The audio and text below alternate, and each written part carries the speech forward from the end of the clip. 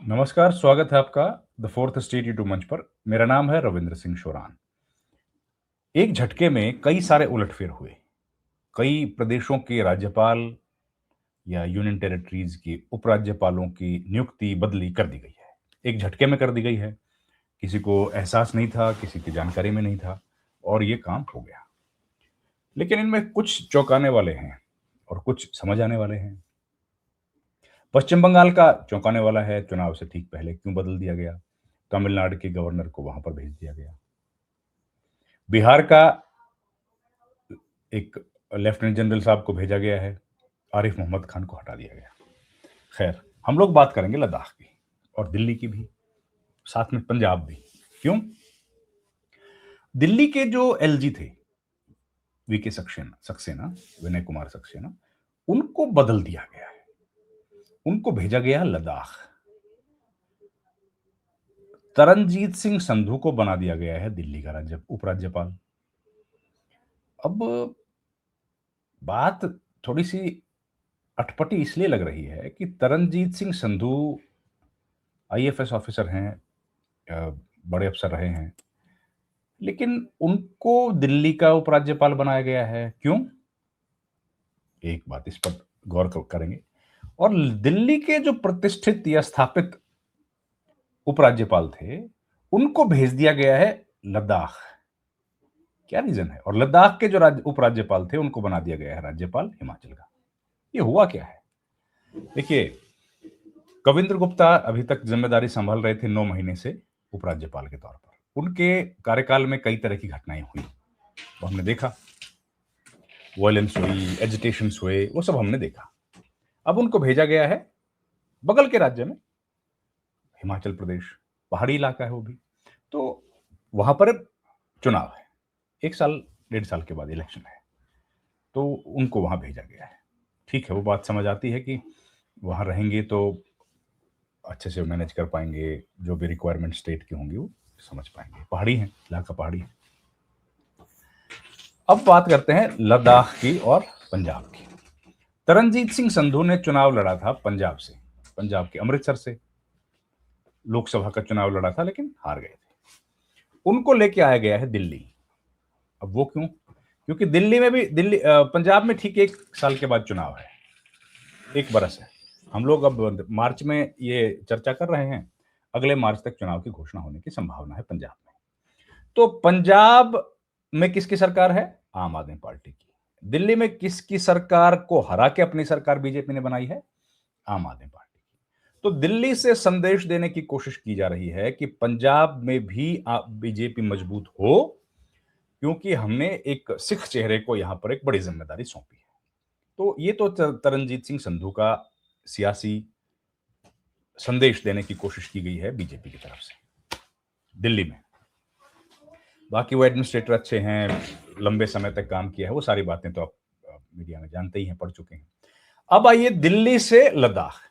अब वीके सक्सेना को दिल्ली से लद्दाख क्यों भेजा गया, ये है बड़ा सवाल। लद्दाख जो पिछले कई दिनों से लगातार चर्चाओं में है, एजिटेशंस वहां हुए, बीच में वायलेंस भी हुई, तो वहां पर जो 9 महीने पुराने उपराज्यपाल थे, क्या वो ठीक तरीके से अपनी जिम्मेदारी को नहीं संभाल पाए जो उनको बदलना पड़ा? एक, उनके पास ऐसी कौन सी जिम्मेदारी दी गई थी जिसका वो निर्वाह नहीं कर पाए? ऐसा कुछ था क्या? शायद उनको जिम्मेदारी दी गई होगी कि भाई ये जो पूरा जो एजिटेशन चल रहा है, इसको आप शांत कराएं। वो तो नहीं करा पाए। एजिटेशन तो बल्कि बढ़ गया।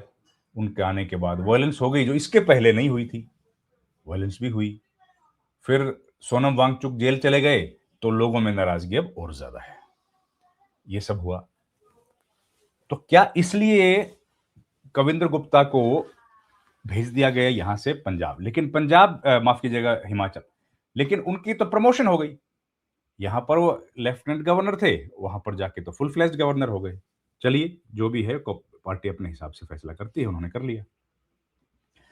अब बात करते हैं लद्दाख में विनय कुमार सक्सेना को क्यों बनाया गया है। देखिए, विनय कुमार सक्सेना जो हैं, वो एलजी दिल्ली में जब रहे तो उन्होंने आम आदमी पार्टी की बीजे जो सरकार है उसको लगातार कई सारे सवाल उससे पूछते रहे, लगातार उस पर सवाल खड़े किए और आम आदमी पार्टी बहुत परेशानी में रही। फाइल्स पर साइन ना करने, वो सब कंट्रोवर्सीज़ आप जानते हैं। कोई उनकी पॉलिसी थी, उसको रोक दिया, उसमें कोई दिक्कतें हैं, इस तरह की बातें कही गई, से आप वाकिफ़ हैं। कहीं उनकी पॉलिसी चल रही है, उसको रोका, मोहल्ला क्लिनिक पर सवाल खड़े कर दिए। अगर वो कोई नई स्कीम लेके आ रहे हैं, तो उसको बहुत लंबे समय तक डिले किया। इस तरह के आरोप उनके ऊपर लगते रहे, आम आदमी पार्टी लगाती रही कई सारे आरोप। तो लेकिन बीजेपी को चुनाव में फ़ायदा हुआ और बीजेपी चुनाव जीतने में कामयाब हुई। चुनाव से पहले उन्होंने एक इंटरव्यू भी दिया, जो आमतौर पर एलजीज़ नहीं देते हैं, उन्होंने दिया। यमुना की बात भी उन्होंने की और कई सारे सवाल खड़े हुए। तो इनडायरेक्टली ये कहा गया कि भाई इन्होंने तो आम आदमी पार्टी के खिलाफ काम किया है और बीजेपी के पक्ष में इन्होंने काम किया है, तो बीजेपी की जीत हासिल कराने में बड़ा हिस्सेदारी है वी के सक्सेना उपराज्यपाल की। ये बात आरोप के तौर पर कई बार विपक्षी नेताओं ने कही। बीजेपी के खिलाफ ये बात कही गई, कांग्रेस ने भी ये बात कही और आम आदमी पार्टी ने भी ये बोला। तो अब उनको भेजा गया है कहां? लद्दाख।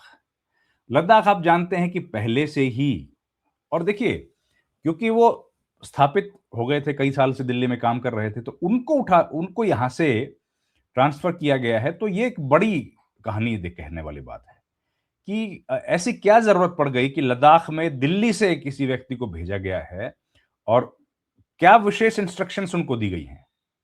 ये बड़ा बड़ा सवाल है। तो वीर के सक्सेना अब जब वहां चले गए हैं, तो उनके ऊपर पहली जिम्मेदारी या पहली चुनौती जो उनके सामने होगी, वो यही होगी कि सारे खित्तों को या सारे धड़े जो हैं, दोनों खित्ते और सारे धड़े जो हैं, जो एजिटेशन में शामिल हैं, उनको एक साथ बिठाया जाए, उनके ऊपर चर्चा की जाए। क्योंकि सरकार ने लगभग एक इशारा कर दिया था कि भई आपकी कई सारी माँगें ऐसी हैं जो हम लोग मानने वाले नहीं हैं, नहीं मान पाएँगे। ये बात मीटिंग में पिछली बार बताई थी कुछ नेताओं ने, जो ले अपेक्स बॉडी के लीडर्स थे, उन्होंने बताया था ये बात।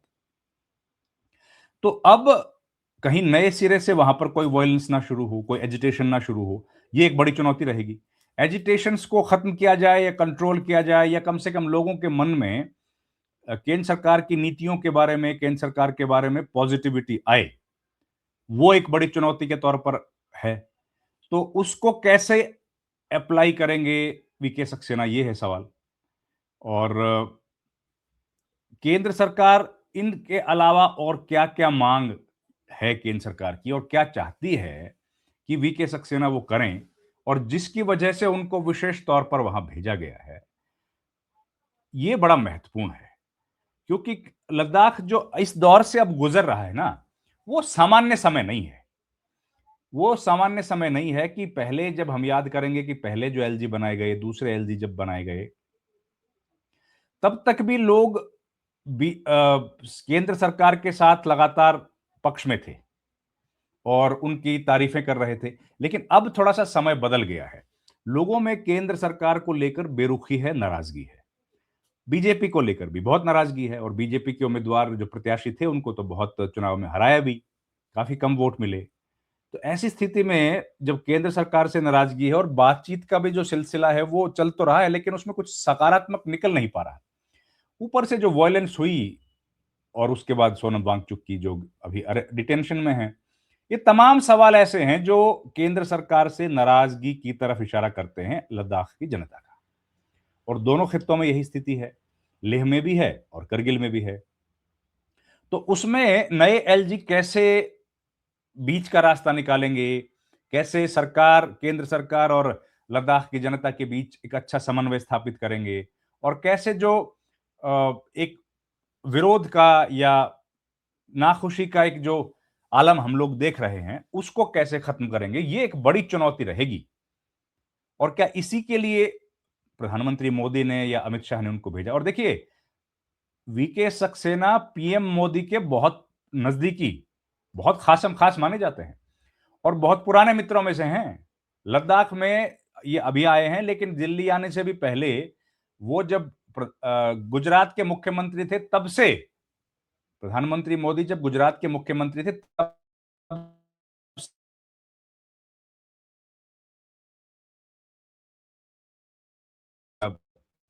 मित्रों में हैं।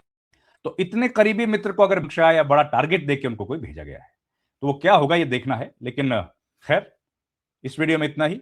हम लोग और इंफॉर्मेशन लेके आप तक पहुंचेंगे, लेकिन इसी आशा और उम्मीद के साथ कि भाई लद्दाख में शांति रहे, हमेशा शांति रहे और हर खित्ते में शांति रहे, देश भर में, यही हमारी तो आशा है।